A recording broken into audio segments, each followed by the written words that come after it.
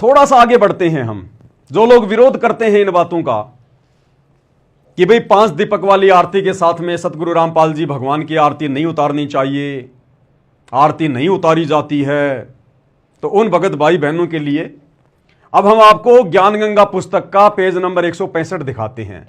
ये विश्व विजेता संत, ये ज्ञान गंगा पुस्तक आप सबके पास में है, उसका पेज नंबर 165 देख लेना भाई और बहनों। मैंने ये पीडीएफ डाउनलोड की है ज्ञान गंगा पुस्तक की। ओरिजिनल पुस्तक में ये कितने पेज पर है, ये पुस्तक मेरे हाथ में है ज्ञान गंगा, मैंने पेज को फोल्ड कर रखा है। ओरिजिनल पुस्तक के अंदर ज्ञान गंगा के अंदर पेज नंबर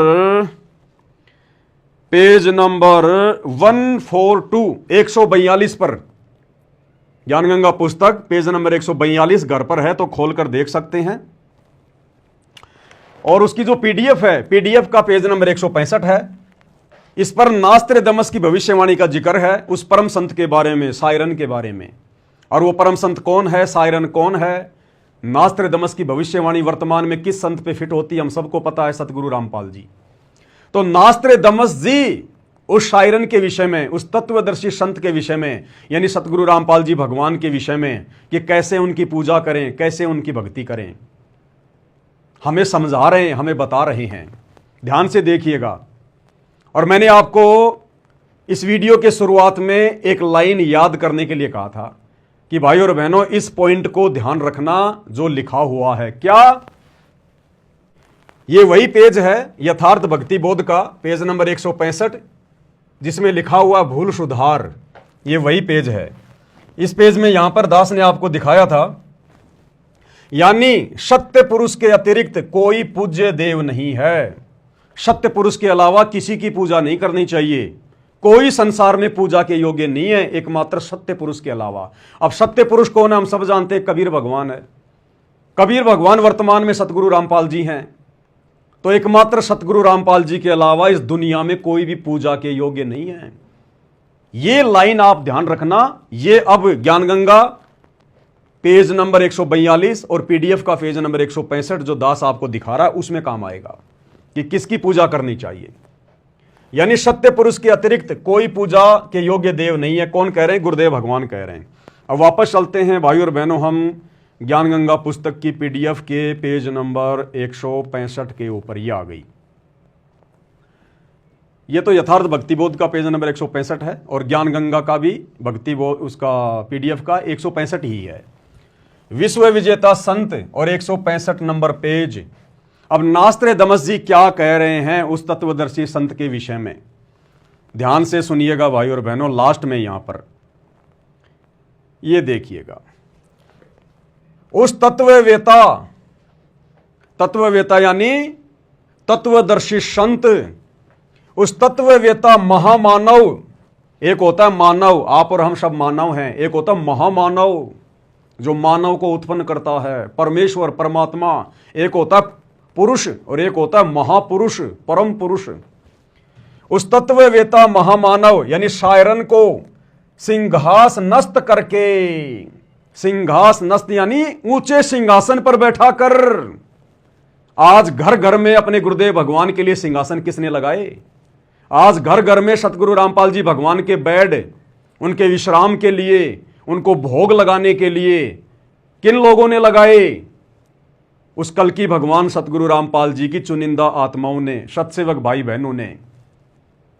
यह भी आ गया प्रमाण कि उस महामानव को सिंहास नस्त करके यानी ऊंचे सिंहासन पर बैठाकर, आसन लगाकर, जो घर घर में सत्सेवक भाई बहन लगा चुके हैं, उस तत्ववेता महामानव शायरन को सिंहास नस्त करके यानी आसन पर बैठाकर, आगे कोष्टक में लिखा है गुरुदेव ने, आसन पर बैठाकर उसको आराध्य देव मानकर पूजा करें। उसको आराध्य यानी इष्ट देव मानकर, उसको इष्ट देव मानकर क्या करें? पूजा करें। किसके विषय में लिखा है? सतगुरु रामपाल जी के विषय में। और वहां मैंने ऊपर आपको क्या दिखाया, गुरुदेव भगवान ने क्या लिखा है, यानी सत्य पुरुष के अलावा कोई पूज्य देव नहीं है। यानी पूजा किसकी करनी चाहिए? सत्य पुरुष की। और यहां नास्त्रे दमस जी किसकी पूजा करने के लिए कह रहे हैं? उस तत्वदर्शी संत की, सायरन की, यानी सतगुरु रामपाल जी की। तो कौन हुए सतगुरु रामपाल जी? स्वयं कबीर भगवान। अब उनकी पूजा कैसे करेंगे भाई? उनको आसन पे बैठाकर, आपने भगवान को आसन पर बैठा दिया नास्त्रे दमस जी के अनुसार कि भाई उसको सिंहासनस्थ करके आसन पर बैठाकर उसकी पूजा करें, इष्ट मानकर। तो पूजा तो मेरे भाई पाती पंच पोहप कर पूजा, पाती पंच पोहप कर पूजा। और यहां नास्त्र दमस जी क्या कह रहे हैं? उसको आराध्य देव मानकर पूजा करें। तो हम सत्सेवक क्या कर रहे हैं? पाती पंच पोहप कर पूजा, देव निरंजन और न दूजा। उसको इष्ट मानकर पूजना है। हम सत्सेवक अपना इष्ट किसको मानते हैं? दाढ़ी मूछ वाले नकली कबीर को नहीं मानते। हम अपने गुरुदेव सतगुरु रामपाल जी भगवान को मानते हैं। तभी तो हमने इस नकली कबीर की फोटो को फाड़ फाड़ के फेंक दिया। तो भैया पूजा कैसे करोगे? अगरबत्ती लगाओगे, धूप बत्ती लगाओगे? पूजा का मतलब क्या है? सिंहासन पर बैठाकर पूजा करने का मतलब क्या है? सिंहासन पर बैठाकर पूजा करने का मतलब है आरती उतारना। अपना इष्ट मानकर, आराध्य देव मानकर उसकी पूजा करें। तो पूजा कैसे की जाती है भाई? कभी मंदिरों में जाके देखना, आरती में जब वो लोग पूजा करते हैं, अरे आरती घुमाते कि नहीं घुमाते हैं? लेकिन उनको तो ज्ञान नहीं कि परमात्मा कौन है। वो तो पत्थरों के आगे, मुर्दों के आगे आरतियां घुमा रहे हैं। आप और हमें परमात्मा ने सद्बुद्धि दे दी, तत्व भेद दे दिया, अपनी पहचान करवा दी। हम पीछे क्यों हटे भाई? जब घर में भगवान आके बैठ गया, अपनी शरण में ले लिया, अब कोई मंद बुद्धि महामूर्ख होगा जो अपने गुरुदेव भगवान की आरती उतारने से पीछे हटेगा, उनको इष्ट मानकर, आराध्य देव मानकर। साफ साफ लिखा है, उसको आराध्य देव मानकर पूजा करें। और ऊपर गुरुदेव ने लिख दिया, यानी सत्य पुरुष ही एकमात्र पूजा के योग्य है। तो बताओ भैया, सत्य पुरुष की पूजा करें या सतगुरु रामपाल जी की करें? दो की पूजा का तो आदेश नहीं है ना। तो वो सत्य पुरुष वर्तमान में धरती पर सतगुरु रामपाल जी ही हैं। इसलिए उनकी पूजा आने वाले समय में पूरा विश्व आसन लगाकर, क्योंकि ये नास्त्र दमस की भविष्यवाणी का समर्थन सतगुरु रामपाल जी ने किया है।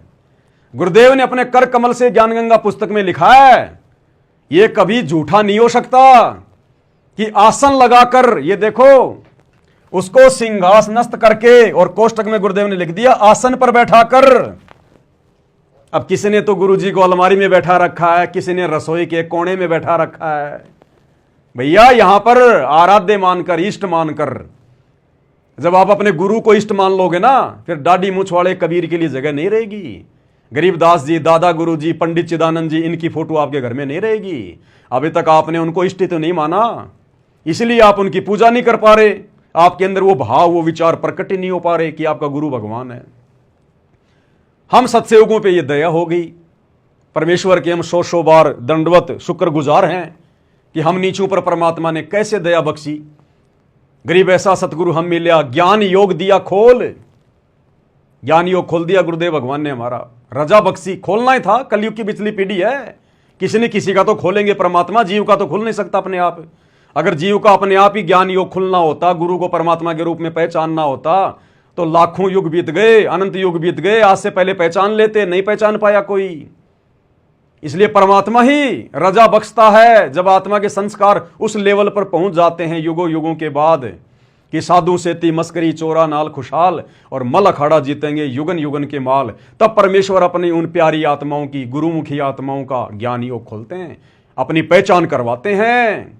तब उन आत्माओं को दृढ़ विश्वास होता है कि गुरु ही भगवान है, गुरु ही परमात्मा है। तो यह विधि वर्तमान में केवल साध संगति में शुरू हुई है, और आने वाले समय में पूरे विश्व में शुरू होगी। अन्यथा फिर नास्त्र दमस की भविष्यवाणी फेल हो जाएगी। अन्यथा फिर नास्त्र दमस की भविष्यवाणी का क्या मतलब हुआ? कि उस तत्ववेता संत को आराध्य मानकर, आराध्य माने इष्ट मानकर, और आसन लगाकर उनकी पूजा करें। तो गुरु को इष्ट किसने माना? भगवान किसने माना? कबीर किसने माना? सत्सेवकों ने। गुरु का आसन घर घर में किसने लगाया? सत्सेवकों ने।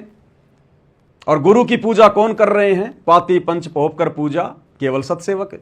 इसलिए दास कहता है कि यह साध संगति का जो मिशन है, यह सतगुरु रामपाल जी भगवान का मिशन है। यह किसी पवनदास नाम के 2 कोड़ी के कीड़े के द्वारा चलाया हुआ नहीं है। थोड़ी देर पहले वीडियो की शुरुआत में मैं तो जयकारा भूल गया, मेरी क्या औकात है। 3 दिन पहले हमने क्या सब्जी खाई थी वो पता नहीं। कहते हैं गुरु रजा करे, गुरु मेहर करे तो कागा से हंस हो जाए, गुरु जिस पे भी अपनी दया कर दे मिट्टी से सोना बना दे।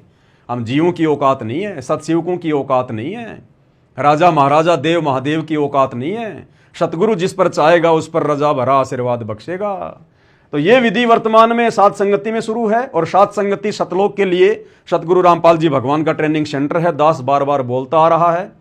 आज भले आप विश्वास ना करो, साल 2 साल बाद आपको नाक रगड़ रगड़ के विश्वास करना पड़ेगा, रगड़ रगड़ के, जब परमात्मा ठप्पा लगा देंगे हिसार जेल से आके कि हाँ ये सात संगति मेरा यथार्थ तेरवा कबीर पंथ है। और यहां तो स्पष्ट हो ही रहा है समझदार आत्मा के लिए। तो ये क्लियर हुआ भाई और बहनों। अब हमारे मन में कोई शंका नहीं आनी चाहिए कि सतगुरु गलती करता है, सतगुरु से अनुवाद करते समय भूल हो गई। ये मन में भी भाव प्रकट नहीं होने चाहिए, विचार प्रकट नहीं होने चाहिए हमारे। और सतगुरु ऐसी लीला अनेकों बार करता है, चाहे लिख दे चाहे बोल दे, बात एक ही है।